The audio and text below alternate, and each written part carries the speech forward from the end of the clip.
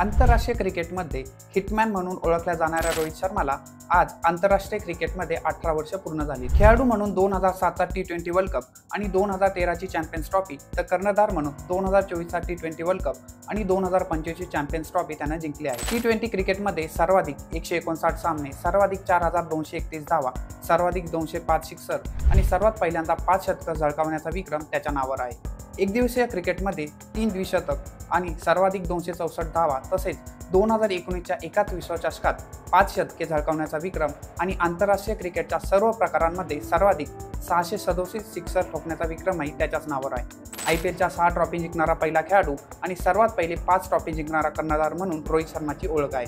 2024मध्ये T20 आणि 2025मध्ये कसोटी cricket प्रकारातून त्याने निवृत्ती घेतल्याने आता फक्त एकदिवसीय क्रिकेट खेळतानाच तो दिसणार आहे। त्याने आतापर्यंत 499 सामने खेळले असून 42.18च्या सरासरीने 19,700 धावा बनवल्या आहेत। यात 49 शतकं आणि 108 अर्धशतकांचा समावेश आहे।